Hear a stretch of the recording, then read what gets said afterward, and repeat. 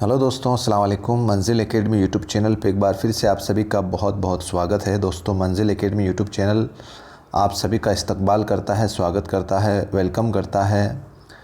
दोस्तों, मंजिल academy YouTube channel आपकी जो मंजिल है, चाहे रीट एग्ज़ाम हो, चाहे सीटेट एग्ज़ाम हो, चाहे किसी भी स्टेट का टेट एग्ज़ाम हो या उर्दू लैंग्वेज का कोई भी पाठ्यक्रम अगर कंपटीशन में है तो उसके मंजिल तक पहुंचाने के लिए हम लगातार प्रयासरत हैं और बिल्कुल बेसिक से बिल्कुल शून्य से हम आपका उर्दू का पाठ्यक्रम पूरा करवा रहे हैं। आप जिस भी कंपटीशन की तैयारी कर रहे हैं, बराए मेहरबानी उसका पाठ्यक्रम या उसका सिलेबस अपने पास में रखें और हमारे चैनल पे प्लेलिस्ट बनी हुई है, उसके अकॉर्डिंग अपना पाठ्यक्रम पूरा पढ़ें। अगर आप चैनल पर नए हैं तो बराए मेहरबानी आप चैनल को सब्सक्राइब करें और जितनी भी ऊपर की क्लासेस हो चुकी है आप बराए मेहरबानी एक एक करके उस टॉपिक को पढ़ने की मेहरबानी करें ताकि आपको बिल्कुल बेसिक से बिल्कुल शून्य से आपका कॉन्सेप्ट क्लियर हो जाए। दोस्तों, आज एक फिर से मैं आपके सामने बहुत ही इम्पोर्टेंट टॉपिक, बहुत ही आपके सिलेबस में जो इम्पोर्टेंट है, नंबर की दृष्टि से देखो या मेरिट में आगे आने की दृष्टि से देखो तो बहुत ही इम्पोर्टेंट टॉपिक है और वो है तदरीस के लिए मंसूबा सबक का खाका। तदरीस के लिए मंसूबा सबक का खाका। तो सबसे पहले मैं आपके ये रीट में जो आपका सिलेबस है उसमें कहाँ है ये टॉपिक, उसको आपको बताता हूँ। दोस्तों, ये आपके सामने उर्दू लैंग्वेज जो सेकंड लैंग्वेज है लेवल 2 के अंदर, उसके अंदर हमारी जो आज की क्लास है वो दोस्तों ये है पूरी की पूरी।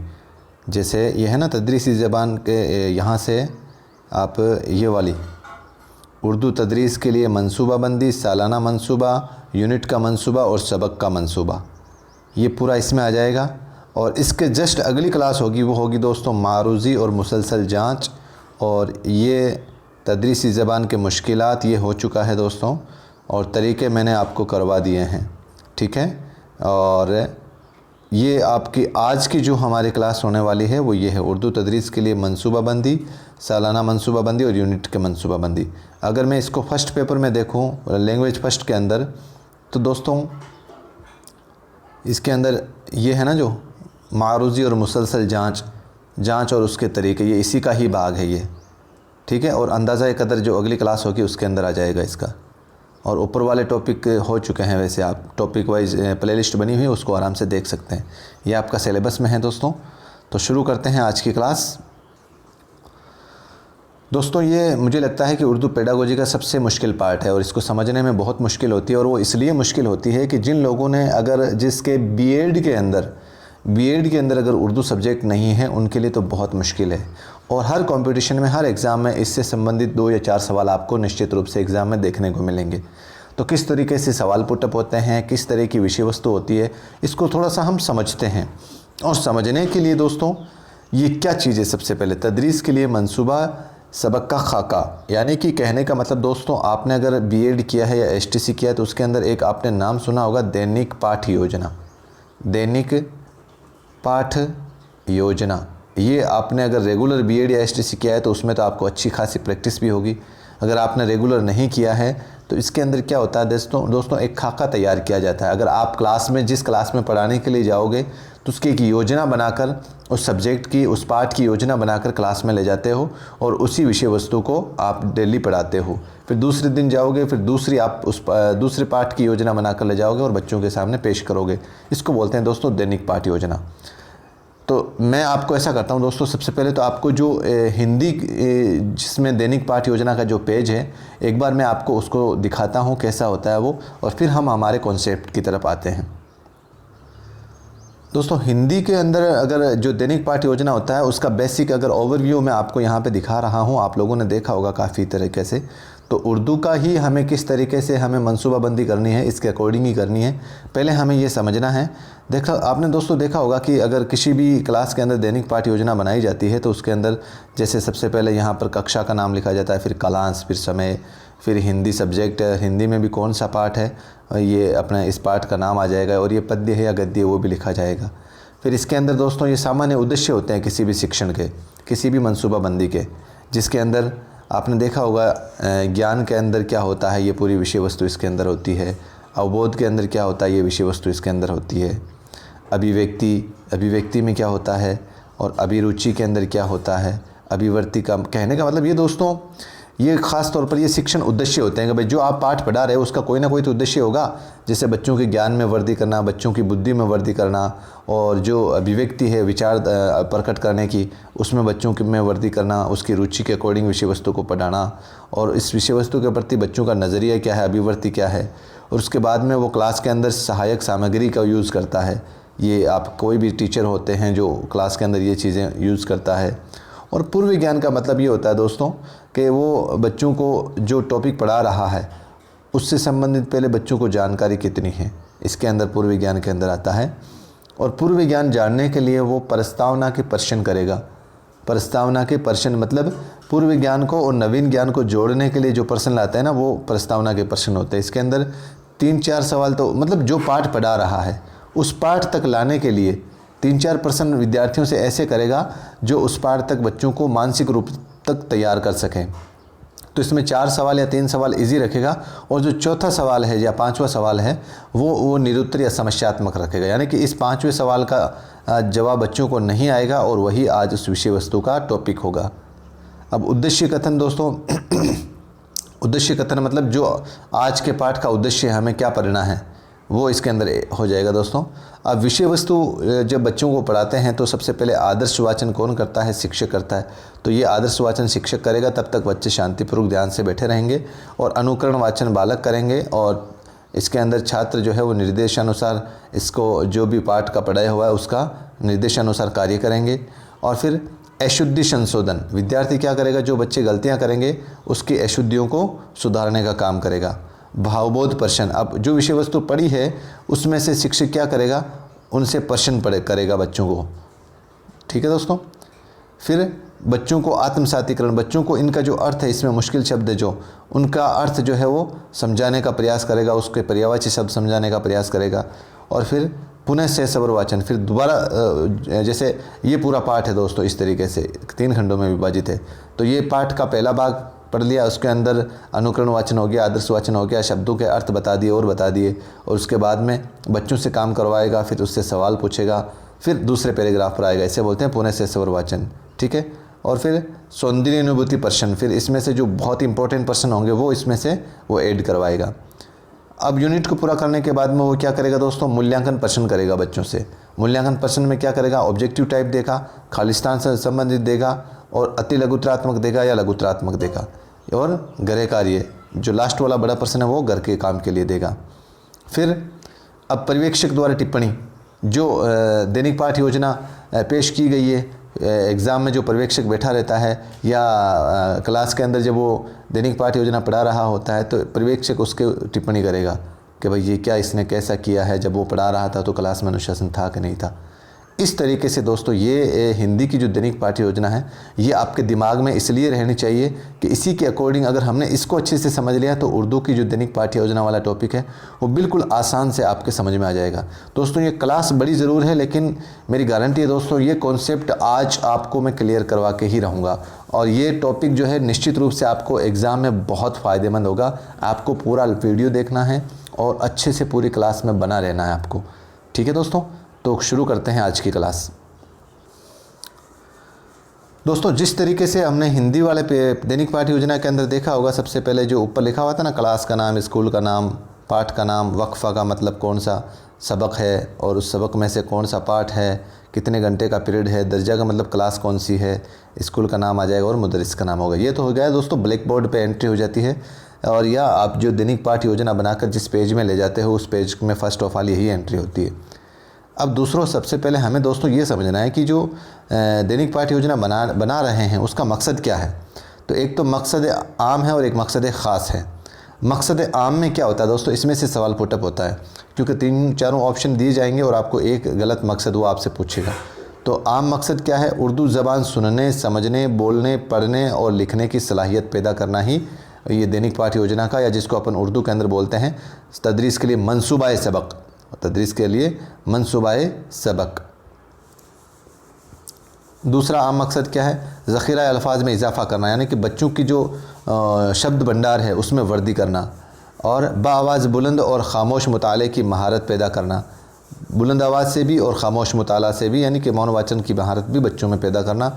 और ज़बान और क़वाइद का इल्म कराना, ग्रामर का और ज़बान का या साहित्य का इल्म कराना, उर्दू के मुताले का ज़ौक़ व शौक़ पैदा करना, उर्दू के इल्म या उर्दू पढ़ने का शौक़ पैदा करना और हासिल शुदा इल्म के इजहार की सलाहियत पैदा करना, और जो भी वो इल्म हासिल करता है उसको ज़िंदगी में सलाहियत पैदा करना, उसका इस्तेमाल करना। ये तो दोस्तों आम मकसद थे।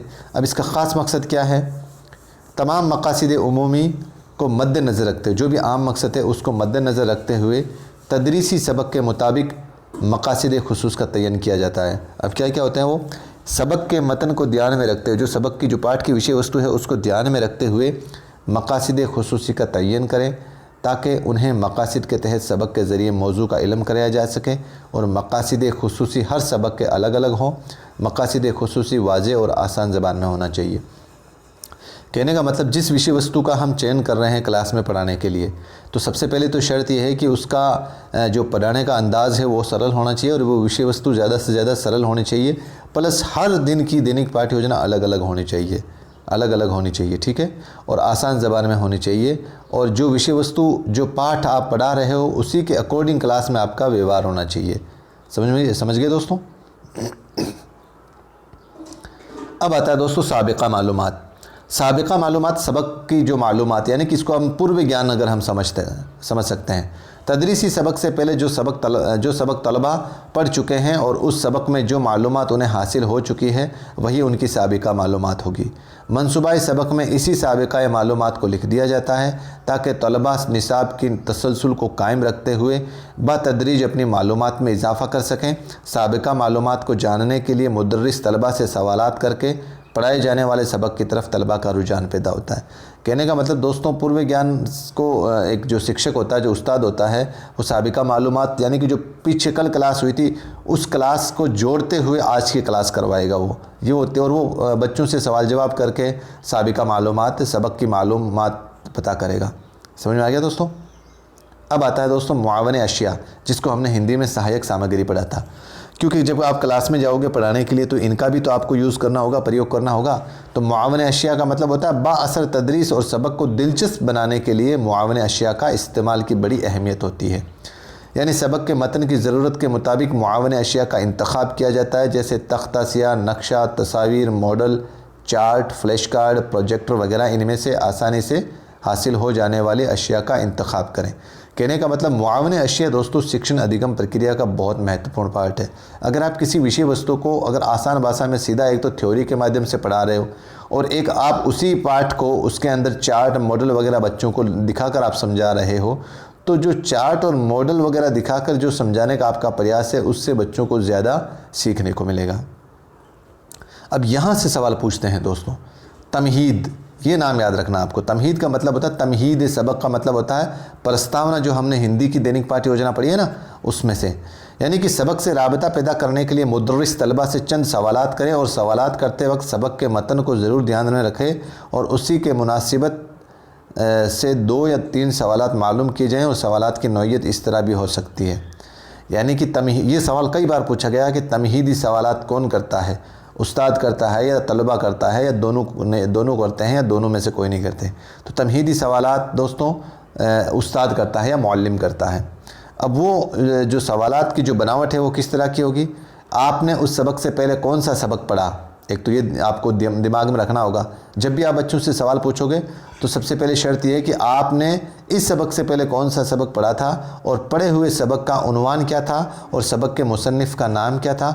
सबक नसर में था या नज़म में था, मतलब गद्यांश में था या पद्यांश में था, और अगर नसर में था तो उसके उसलूब क्या थे, यानी कि उसके उसलूब क्या क्या थे, उसके नियम रूल्स वगैरह क्या क्या थे, उसकी थ्योरी क्या थी, ये आपके दिमाग में रहना चाहिए। तभी तो आप तमहीदी सवालात करके और जो आज की विषय वस्तु है उससे बच्चे को जोड़ पाओगे। समझ में आ गया दोस्तों तमहीदी सवालात। अब आता है ऐलान सबक। ऐलान सबक का मतलब होता है दोस्तों तमहीद के सवालात और तलबा के मुतवक्को जवाबात को ध्यान में रखते हुए मुदर्रिस मंसूबे के मुताबिक पढ़ाए जाने वाले सबक के बारे में तलबा को मुख्तसरन बताएगा। और आज हम कैसे बताएगा कि आज हम नस्र का एक सबक पढ़ेंगे जिसका उन्वान इस तरह है। उन्वान तख्ता सिया पर लिख दिया जाएगा और मुसन्निफ़ का नाम भी बता दिया जाएगा। ऐलान सबक के बाद बाकायदा सबक की तदरीस शुरू हो जाती है।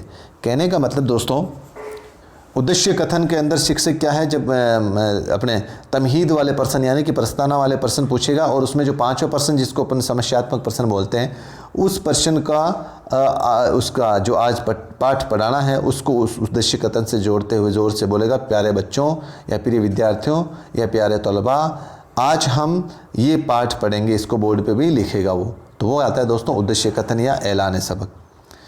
तदरीसी मशागिल, अब देखो प्रस्तावना हो गई या तमहीद हो गई और आपके ये ऐलान सबक हो गया। अब आपका वो शिक्षण बिंदु शुरू करेगा और शिक्षण बिंदु को अंदर देखो, आप देखो तदरीस मशागिल यानी कि सबक पेश करने का अमल, अब वो पाठ को पढ़ने का काम करेगा। अब सबसे पहले इसमें भी क्या होता है, आप ध्यान से समझो। नमूने की बुलंदख्वानी, अभी हमने हिंदी वाला जो मैंने अभी आपको बताया था, हिंदी में जो दैनिक पाठ्य योजना वाला पेज आपको दिखाया था, उसके अंदर आदर्श वाचन जो लिखा हुआ था उसको उर्दू में आप बोलते हैं नमूने की बुलंदख्वानी। और ये कौन करता है दोस्तों, ये करता है उस्ताद।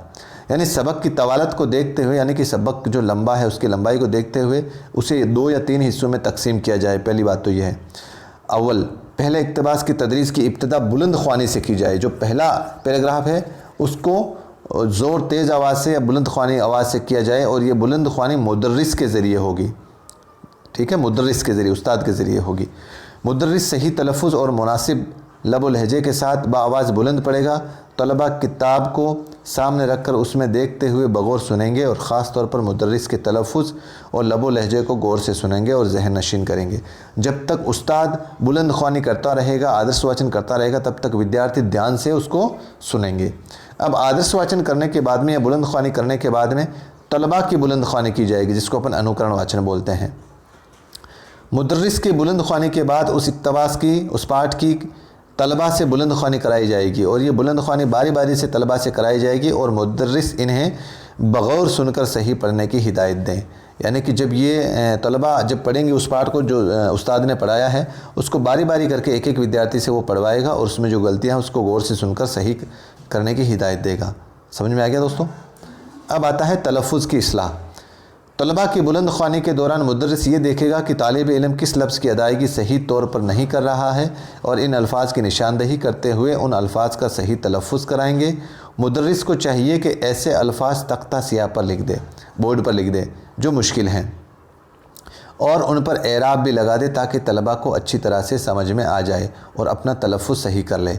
कहने का मतलब तलफ़ुज़, लफ्ज़ की जो अदायगी है दोस्तों, शब्द की जो अदायगी है, किसी भी लफ्ज़ को पढ़ने की जो अदायगी है, बहुत से विद्यार्थी या तलबा ऐसे होते हैं जिनकी अदायगी साफ़ नहीं होती। जैसे ज़मीर या अपने जीम और जे के अंदर फ़र्क नहीं कर पाते, छोटे सीन और बड़े शीन के अंदर फ़र्क नहीं कर पाते। तो उसके अंदर आपको उस्ताद को क्या करना है, तलफ़ुज़ की इस्लाह के लिए उनको बोर्ड पर जो लफ्ज़ मुश्किल लग रहा है उसको लिख के उसके ऊपर एराब ज़बर जेर पेश लगाकर उसको बताना होगा। आगे बढ़ते हैं दोस्तों। कठिन शब्द यानी कि मुश्किल अल्फाज और उनके माने भी क्लास के अंदर शिक्षक को बताने होंगे। सबक में आए हुए मुश्किल अल्फाज के माने पहले तलबा से मालूम किए जाएं और फिर उन्हें सही माने बताए जाएं। अल्फाज का जुमलों में इस्तेमाल भी बताएं और मुश्किल अल्फाज और उनके माना तख्ता सियाह पर यानी कि बोर्ड पर लिख दें। सबक में आए हुए मुहावरों के माने और जुमलों में भी इस्तेमाल बताया जाए। कहने का मतलब दोस्तों, जो विषय वस्तु आप पढ़ा रहे हो एज ए उस्ताद, तो उस विषय वस्तु में जो मुश्किल लफ्ज़, जो पाठ में जो मुश्किल लफ्ज़ हैं उनको आप बोर्ड पर लिखोगे इस तरीके से और उसका माना लिखोगे। तब क्या होता है, उसका बच्चों को ये ज़रूर याद रह जाता है जो बोर्ड पर लिखी हुई वस्तु है। अब क्या करना होगा, अगली कड़ी है दोस्तों तलबा से खामोश मुताला। अब आपने उसको पाठ को पढ़वा दिया, फिर बच्चों से बुलंदख्वानी करवा दी, फिर उनके लफ्ज़ों में इस्लाह कर दी और फिर आपने मुश्किल अल्फाज बता दिए। अब आपको क्या करवाना है, तलबा से खामोश मुताला यानी कि बच्चों को मौन वाचन करवाना है। मुदर्रिस के ज़रिए बुलंदख्वानी, सही तलफ़ुज़ और मुश्किल अल्फाज के माने बताने के बाद उस इक़्तिबास का तलबा से कुछ वक्फ़े के लिए खामोश मुताला करवाया जाए, यानी बिल्कुल साइलेंट मोड में उसी पाठ को बच्चों से पढ़ाया जाए। इससे तलबा में मुताला का ज़ौक़ बढ़ेगा और ख़ामोश मुताला में तलबा की मुश्किलात को देखकर मुदर्रिस उनकी मदद करेगा और ख़ामोश मुताला से पढ़ने और जहन नशीन करने का शौक़ बढ़ेगा। तलबा की यकसुई से बैठकर पढ़ने की महारत बढ़ेगी, यानी कि एक जगह बैठकर ख़ामोश मुताले का इतना फ़ायदा है कि एक जगह बैठकर पढ़ने से उसमें महारत भी बढ़ेगी। अगला पॉइंट आता है दोस्तों सार, यानी कि इसको उर्दू के अंदर तफ़हीम मान लो आप। तफ़हीम के अंदर क्या होता है दोस्तों, कई बार ये सवाल पूछा गया है दोस्तों कि अहादा या तफ़हीम या तदरीस, इसमें से तफ़हीम कौन करता है, कैसे करता है, इससे संबंधित ये सवाल पूछे जाते हैं। तो बड़े ध्यान से समझना है आपको। तफ़हीम का मतलब होता है दोस्तों, मुदर्रिस सबक का इक़्तिबास को आसान ज़बान में समझाएगा और तलबा उसको बग़ौर यानी कि गौर से सुनेंगे। यही इबारत यानी इक़्तिबास की तफ़हीम कहलाएगी। यानी कि किसी पाठ को पढ़ाने के बाद में अगर उस्ताद उसको बिल्कुल आसान ज़बान में वापस दोबारा समझाता है और विद्यार्थी सिर्फ सुनते हैं गौर से, तो वो क्या कहलाती है दोस्तों, तफ़हीम कहलाती है। दौरान तफ़हीम मुदर्रिस मतन के मुताबिक चंद सवालात भी तलबा से मालूम कर सकता है और तलबा उसके जवाबात देंगे और उसकी ज़हननशी करेंगे, और तफ़हीम के दौरान तलबा को क़वाइद का इल्म भी कराया जाएगा। कहने का मतलब दोस्तों, तफ़हीम के अंदर जो पाठ पढ़ाता है कोई भी उस्ताद, उस पाठ से संबंधित बिल्कुल आसान ज़बान में उस पाठ को दोबारा समझाएगा, उससे संबंधित एक दो सवाल पुटअप करेगा कि बच्चों को कितना समझ में आया है। आगे बढ़ते हैं दोस्तों, अमली काम। अब पाठ को पढ़ा दिया, उसके तलफ़ुज़ की अदायगी सुधरा दी बच्चों को, और मुश्किल अल्फाज बता दिए, और अपने क्या बोलते हैं इसको, तफ़हीम भी बता दिया, और अब क्या करेगा, वो अमली काम करवाएगा बच्चों से। किस तरीके से, सबक में आए हुए मुश्किल अल्फाज के माने मुहावरे को उनको जुमलों में इस्तेमाल करना पड़ेगा बच्चों को, ठीक है, और क़वाइद से मुतालिक वो सवालात भी तलब कर सकता है आए हुए पाठ में से। अमली काम में ये हो जाएगा। और अहादा, यहाँ से सवाल पुटअप करते हैं दोस्तों। अहादा का मतलब आप इस तरीके से समझो कि ये पुनरावर्ती प्रश्न है। जब आपका पाठ पूरा हो जाता है तो आप इसका पैमाना किससे लगाओ कि भाई आपका क्लास या आपका चैप्टर बच्चों को समझ में आया कि नहीं आया, तो आप उसका पैमाना लगाने के लिए अहादा का इस्तेमाल करोगे, यानी कि पुनरावर्ती प्रश्नों का इस्तेमाल करोगे। यानी कि इसके अंदर आप जो विषय वस्तु जो पाठ आपने पढ़ाया उससे संबंधित सवाल पूछोगे, यानी कि सबक के मतन से अहम सवालात तलबा से मालूम करेंगे और तलबा से इनफरादी बुलंद ख़्वानी कराई जाएगी, यानी एक एक करके विद्यार्थी से ज़ोर ज़ोर से पढ़वाया जाएगा या पूछा जाएगा। इस दौरान उनके तलफ़ुज़ और लबो लहजे की इस्लाह भी करवाई जाएगी, और मुदर्रिस ये जायज़ा लेंगे कि तदरीस सबक के मकासिद खुसूसी और मकासिद उमूमी में से तलबा ने कितना इस्तिफ़ादा किया, यानी कि फ़ायदा हासिल किया है, और सबक का कौन सा पहलू गया है उसे भी पूरा कराएं, यानी कि सबक का ऐसा कौन सा पहलू रह गया है तो उसे भी पूरा करवाएं। कहने का मतलब अहादा के अंदर दोस्तों जो पुनरावर्ती प्रश्न होते हैं ना, जिसमें अपन पाठ पढ़ाने के बाद में ऑब्जेक्टिव टाइप प्रश्न देते हैं, खालिस्तान वाले प्रश्न देते हैं, या अपने सही या गलत वाले प्रश्न देते हैं, फिर अति लघुतरात्मक प्रश्न देते हैं, फिर लघुतरात्मक प्रश्न देते हैं, ठीक है। और उसके बाद में मुदर्रिस का ये भी फ़र्ज़ है कि वो तलबा को स्कूल की लाइब्रेरी से सबक का मुताल्लिक़ा मज़ामीन की निशानदही करे ताकि तलबा का मज़ीद मुताला कर सके, उनकी मालूमात में इजाफ़ा हो सके। यानी कि अगर जो पाठ पढ़ाया है उससे संबंधित अगर लाइब्रेरी में और भी विषय वस्तु है या मैटर है तो आप उससे बच्चों को रूबरू करवा सकते हैं ताकि उसके ज्ञान में, उसके इल्म में वृद्धि हो। समझ में आ गया दोस्तों। अब आता है घर के लिए काम, जिसको अपन घरे कार्य देते हैं। दोस्तों किसी भी सबक को पढ़ाने के लिए उस्ताद की ये नैतिक जिम्मेदारी होती है कि उस पाठ को ना केवल यहाँ पे याद रखा जाए, बच्चों को याद रखवाने के लिए घर पे भी काम दिया जाए जिससे वो सबक उसको याद रहे। तो होमवर्क के तौर पर या घरे कार्य के तौर पर उस्ताद जो है वो तलबा को ये काम देता है। तो घर के लिए काम, तलबा की दिलचस्पी और रुझान बनाए रखने के लिए सबक से मुताल्लिक़ घर के लिए काम भी दिया जाता है ताकि तलबा घर जाकर भी पढ़ने और लिखने और याद करने में मशगूल रहें, लेकिन काम की ज़्यादती नहीं होनी चाहिए। काम ऐसा हो जो तलबा बग़ैर किसी कुफ़्त के उसे कर सकें। यानी कि आप होमवर्क दो तो इस तरीके से दो, ये ना हो कि पूरी रात भर वो आपका सिर्फ होमवर्क ही करता रहे, नहीं, आप उसके होमवर्क को इस तरीके से दो, एक तो आपकी विषय वस्तु का उसमें कंप्लीट जो सार है वो समझ में आ जाए, उसको याद रहे, और दूसरा उसको आसानी हो उस होमवर्क को करने में। अब आता है खुद साख्ता जांच। खुद साख्ता जांच का मतलब होता है जैसे आपने पाठ पढ़ा दिया, होमवर्क दे दिया, फिर भी आपके पीरियड में अगर समय बचा है तो आप ये इस्तेमाल कर सकते हो खुद साख्ता जांच। तलबा के ग्रुप बनाकर तलबा के ज़रिए ही सीखे गए इल्म यानी सबक से हासिल इल्म की जांच कराई जाती है। ये जांच हर तालिब इल्म से कराई जाती है और इससे सीखने के अमल में इजाफ़ा होता है और ज़बान की कमज़ोरियों की इस्लाह होती है। यानी कि इस पाठ को पढ़ाने के बाद में वो और क्या करेगा, जो उसके क्लास में जो तलबा हैं उसको आपस में ग्रुप बनाकर 5-5, 10-10 का या 2-2, 4-4 का, तो उसको आपस में जो आज पाठ पढ़ाया उसको आपस में सवाल जवाब करने के लिए बोलेगा और उनको काम लगाएगा। अंतिम पॉइंट है दोस्तों मुमतहिन की राय। मुमतहिन का राय का मतलब आप यूँ समझो कि पर्यवेक्षक जो द्वारा जो टिप्पणी की जाएगी वो मुमतहिन की राय कहलाती है। आप दैनिक पाठ योजना पढ़ा रहे हो, आज आप जो दैनिक पाठ योजना पढ़ाई है और क्लास के पीछे जो बैठकर जो अपना पर्यवेक्षक बैठता है वो उसके ऊपर टिप्पणी करेगा कि भाई आज आपने जो क्लास में पढ़ाया है वो कैसा है, जब आप पढ़ा रहे थे तो तलबा क्या कर रहे थे, अनुशासन में थे कि नहीं थे, आपकी विषय वस्तु बच्चों के अकॉर्डिंग थी कि नहीं थी, आपने मुश्किल अल्फाज का इस्तेमाल किया कि नहीं किया था, आपने ब्लैक बोर्ड का इस्तेमाल किया कि नहीं किया था। ये सारी चीज़ें पर्यवेक्षक टिप्पणी में आती है, जिसको अपन बोलते हैं मुम्तहिन की राय। समझ में आ गया दोस्तों। अगर जैसे तदरीस मशागिल जो ऊपर नाम आया ना, उसके अंदर जब पाठ शुरू करता है तो उसके अंदर देखो तालीमी निकात, मुदर्रिस के मशागिल, तलबा के मशागिल, दरसी मुआयन अशिया, दर्जाती जाँच और घर के लिए काम। तदरीस मशागिल में मतलब जब वो पढ़ाने के लिए मशगूल हो जाएगा पाठ को, तो उसके अंदर ये चीज़ें ज़रूरी रहेगी। उसको बच्चों के मशगूल होना ज़रूरी है, मुदर्रिस मशगूल तो होएगा तभी तो पाठ शुरू होएगा। और पाठ के दरमियान वो जो शिक्षण सहायक सामग्री है, जिसको दरसी मुआविन अशिया बोलते हैं, वो भी इस्तेमाल करना चाहिए उसको। दर्जाती जांच, यानी कि जब आप पढ़ा रहे हो क्लास में बोर्ड पर, तो आपका ध्यान जो है वो क्लास की तरफ भी होना ज़रूरी है और घर के लिए आपको काम भी देना ज़रूरी है। ठीक है दोस्तों। अब देखो, ये है उर्दू के अंदर दैनिक पाठ योजना का पैटर्न, किस तरीके से आपका परफॉर्मा बनता है, पैटर्न बनता है। मैं एक बार आपको दोबारा हिंदी वाला जो पेज है वो दिखाता हूँ दोस्तों। ये आपने दैनिक पाठ योजना वाला इसी तरीके का पैटर्न होता है दोस्तों।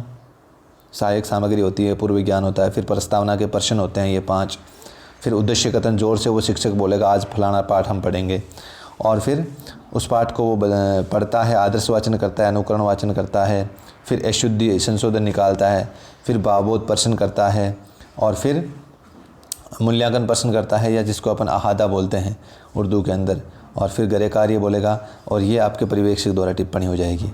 इस तरीके से ये आपके दैनिक पाठ योजना का हिंदी का पेज है। ठीक है दोस्तों, अब बढ़ते हैं अपनी क्लास की तरफ। बड़े ध्यान से समझना है इसको अच्छे से। तो नमूने का मंसूबा सबक, जो कि नस्र दोस्तों, यहाँ पर आपके जो गद्यांश का जो भाग है, गद्यांश के भाग, आपके जो गद्यांश का भाग है उसको पढ़ाने का तरीका या नमूना मैं आपके सामने कर रहा हूँ। पद्यांश का अलग होता है दोस्तों, जो नज़म वाला पार्ट होगा उसको अलग होता है। तो ये हम पढ़ रहे हैं नस्र का भाग, यानी गद्यांश का भाग। तो सबसे पहले आप नाम मुदर्रिस का कॉलम डालोगे, स्कूल का नाम डालोगे, दर्जा कौन सी क्लास है, और वक्फ़ा टाइम कितना है, मजमून उर्दू नस्र वाला भाग पढ़ रहे हैं हम, नज़म वाला नहीं पढ़ रहे हैं, घंटा कितना है, घंटा का मतलब होता है 5वां पीरियड है या 6ठा पीरियड है, कौन सा है। ठीक है दोस्तों। और उन्वान सबक, सबक का नाम क्या है आपके, आज़ादी की कहानी। उन्वान सबक का मतलब सबक का नाम, और तारीख़ कितनी है, इतनी तारीख़ है।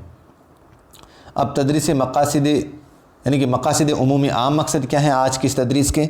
आपने अगर अभी शुरू में मैंने आपको बताया था अपने मकसद आम और मकसद ख़ास, तो इस टॉपिक का मकसद आम क्या है, तलबा में उर्दू ज़बान पढ़ने, बोलने, लिखने की दिलचस्पी पैदा करना, ज़ख़ीरा अल्फाज में इजाफ़ा करना, बाआवाज़ बुलंद और ख़ामोश मुताला की महारत पैदा करना, और ज़बान और क़वाइद का इल्म कराना। ये तो इसका मकसद होता है दोस्तों। मकसद ख़ास, तलबा को आज़ादी की कहानी, क्योंकि हमारे पाठ का नाम क्या दोस्तों, आज़ादी की कहानी। तलबा को आज़ादी की कहानी की अहमियत से वाकिफ़ कराना, नए अल्फाज के माने और उनका इस्तेमाल समझाना, तलफ़्फ़ुज़ की सही अदायगी कराना। अब साबिका मालूमात मतलब पूर्व विज्ञान में आप क्या जानते हो, पूर्व विज्ञान में बच्चे क्या जानते हैं, तलबा अपने मुल्क के बारे में जानते हैं, तलबा अपने मुल्क के बारे में जानते हैं, साबिका मालूमात। और पाठ का नाम आपको आज़ादी की कहानी, भाई जब देश हमारा आज़ाद हुआ था उससे संबंधित ये पाठ है, तो मुल्क के बारे में बच्चे जानते हैं। और मुआविन अशिया, आप इस सबक में कौन कौन सी सहायक सामग्री इस्तेमाल करोगे, तो रोल अप बोर्ड या दिया गया तख्ता, जो आपको फोल्डिंग करने वाला बोर्ड आता है ना वो, और चाक, डस्टर, और हिंदुस्तान का नक्शा, और शहीदान वतन की तस्वीरें, ये आपके पास में क्लास में होनी ज़रूरी है इस टॉपिक को पढ़ाने के लिए। अब ये आता है दोस्तों तमहीद। तमहीद का मतलब प्रस्तावना, प्रस्तावना। ठीक है। अब इसके अंदर क्या करेगा, सबक पढ़ाने की तरफ तलबा का ध्यान कराने के लिए मुदर्रिस मंदरजा झेल सवालात तलबा से मालूम करेगा। आज़ादी की कहानी पाठ का नाम है, तो आज़ादी की कहानी के पाठ से संबंधित ही वो किस तरीके से उस पाठ पर बच्चे का माइंड जो है वो ला सकता है। तो पहला सवाल वो पूछेगा, हम किस सूबे में रहते हैं, वो बोलेगा राजस्थान। हमारे मुल्क का क्या नाम है, वो बोलेगा हिंदुस्तान। हिंदुस्तान कब आज़ाद हुआ, तो 1947। आज़ादी कैसे मिली, शहीदों और रहनुमाओं की बदौलत। तो अब पाठ का नाम क्या, आज़ादी की कहानी। तो ये जो चौथा प्रश्न है ये आ गया ना दोस्तों इस सबक से संबंधित। अब ऐलान सबक, अब ऐलान सबक करेगा वो उस्ताद बच्चों के सामने, यानी कि उद्देश्य कथन जोर से बोलेगा वो, प्रिय बच्चों आज हम अपनी किताब का सबक आज़ादी की कहानी पढ़ेंगे और हमने आज़ादी कैसे हासिल की इसकी मालूमात करेंगे। अब ये देखो तदरीसी मशागिल है, अब वो मशगूल हो जाएगा अपने पाठ को पढ़ाने के लिए। तो सबसे पहले तालीमी निकात कौन कौन से होंगे इसके अंदर? तमहीदी सवालात। तमहीदी सवालात सबसे पहला पॉइंट होगा इसके अंदर तालीमी निकात के अंदर, यानी कि शिक्षण जो उद्देश्य है उसमें पहला उद्देश्य क्या है? तमहीदी सवालात करेगा वो बच्चों से। तो इसके अंदर तमहीदी सवालात करेगा बच्चों से, तो मुदर्रिस का क्या काम है? मुदर्रिस ये सवाल पूछेगा, आज़ादी से पहले हमारे मुल्क पर किसकी हुकूमत थी? तो बच्चे तलबा के मशागिल इसमें क्या रहेंगे? बच्चे जवाब देंगे अंग्रेज़ों की। दरसी मुआवन अशिया, अब वो सहायक सामग्री क्या करेगा इस्तेमाल? भारत का नक्शा। ठीक है, दर्जाती जहाँ तो वो क्लास पर ध्यान भी रखेगा बच्चों के लिए, तो इसमें अभी होमवर्क देगा नहीं वो। फिर दूसरा सवाल आता है मुदर्रिस का बयान इजहार मकसद। अब मुदर्रिस तमहीदी सवालात पूछने के बाद में वो बताएगा, आज हम आपको बताएंगे कि हमारे मुल्क को आज़ादी किस तरह हासिल हुई। अब यहाँ पर तलबा की भूमिका क्या रहेगी? तलबा गौर से सुनेंगे और शहीदान वतन की यहाँ पर वो उस्ताद क्या करेगा? तस्वीरें बच्चों को दिखाएगा। फिर नमूने की बुलंद ख़ानी। अब मैंने आपको बताया था आदर्श वाचन उस हिंदी वाले दैनिक पाठ्य योजना में।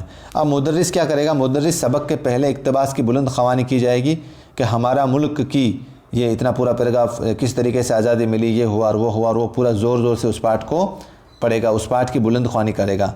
तब तलबा बच्चे क्या करेंगे? तलबा अपनी किताब में इक़्तिबास से सबक की तहरीर को देखते हुए मुदर्रिस की बुलंद ख़वानी को गौर से सुनेंगे।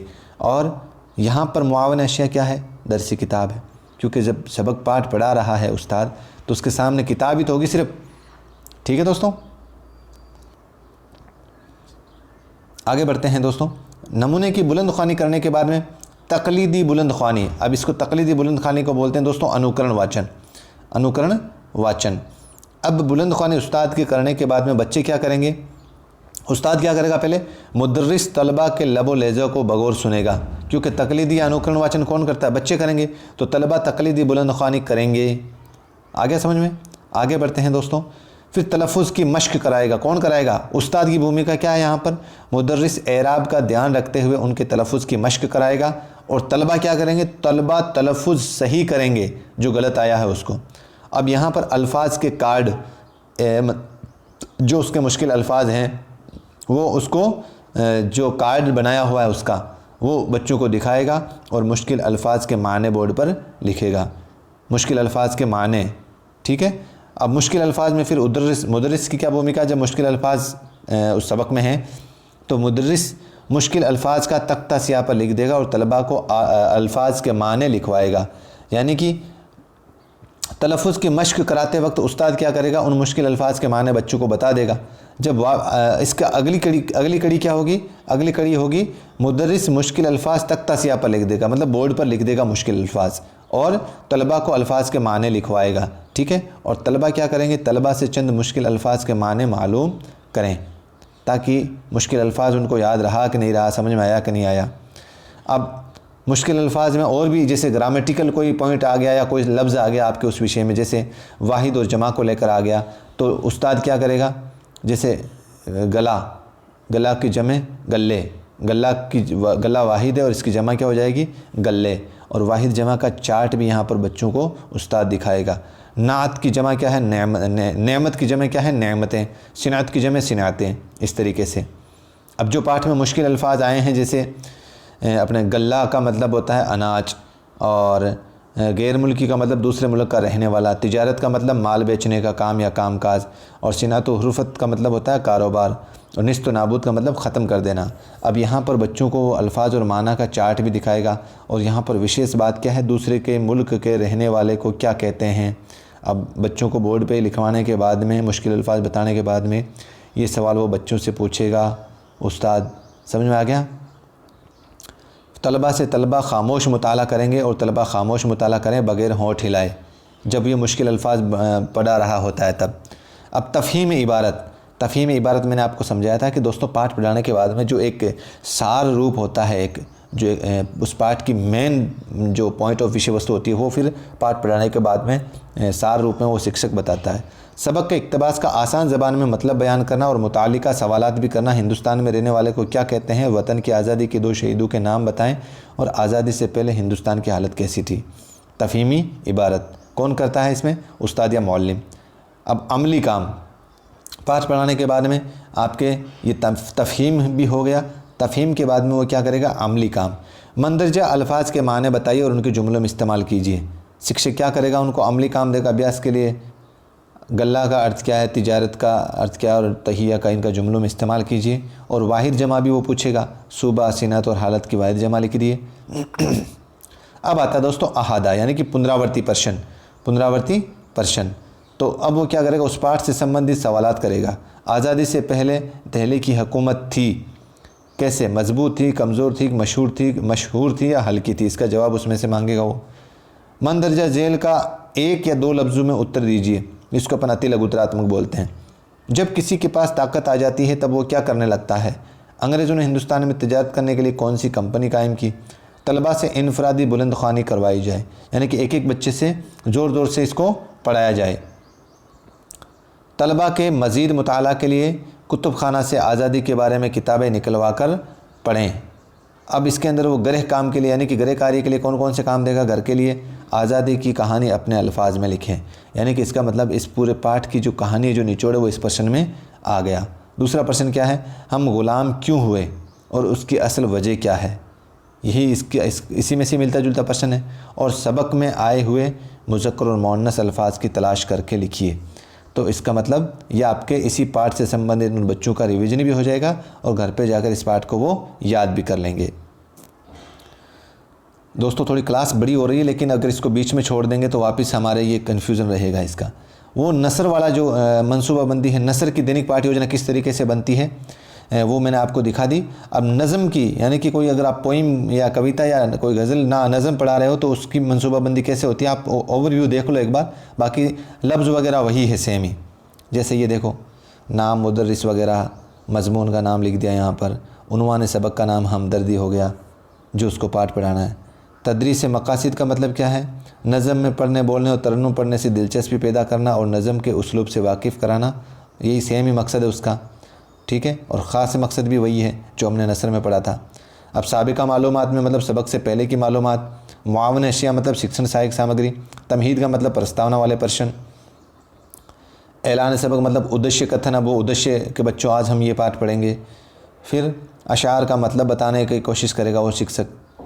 नज़म का ये बंद एक एक करके, एक एक बंद को वो अच्छे से समझाएगा वो।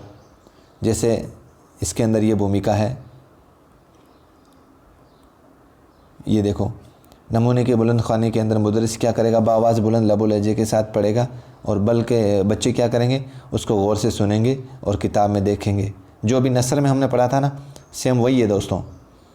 ये तकलीदी बुलंद ख़्वानी बच्चे करेंगे, मुश्किल अल्फाज लिखाएगा, फिर अपने नज़म का तफसीली जायज़ा, तफसील के साथ पूरा जायज़ा बताएगा कि आज तलबा के जवाबात और उनकी दिलचस्पी को देखकर मुदर्रिस नज़म के उन अशार का आसान ज़बान में मतलब करके समझाएगा और बच्चों को भी मतलब निकलवाएगा।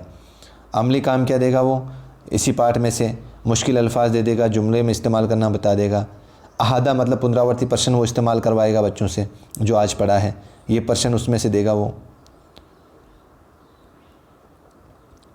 फिर बच्चों से ये ज़ोर ज़ोर से बुलवाएगा, ये फिर होमवर्क देगा वो। समझ में आ गया दोस्तों। तो दोस्तों आज ये हमारी क्लास थी तदरीस के लिए मंसूबा सबक मतलब दैनिक पाठ योजना। उर्दू की जो दैनिक पाठ योजना है, दैनिक पाठ योजना, ये आज हमारी क्लास थी। और ये क्लास थोड़ी सी बड़ी ज़रूर है दोस्तों। इस चैप्टर में से किस तरह के सवालात आते हैं, किस तरीके से सवाल पुटअप होते हैं, किस तरीके से हमें जवाब देना है, इसका वीडियो दोस्तों में एक क्लास और होएगी आपके अंदाज़ा कदर, जिसको मूल्यांकन बोलते हैं। उस क्लास को करवाने के बाद में इन दोनों टॉपिक से जो निश्चित रूप से सवाल आपके एग्ज़ाम में आए हुए हैं पीछे के सालों में, वो सवालात और आने की जो संभावना है वो सवालात मैं आपके सामने रखूँगा। आपको उस वीडियो को भी देखना है। आज की क्लास कैसी लगी आपको, आप बराए मेहरबानी अपना मशवरा कमेंट बॉक्स में ज़रूर दें।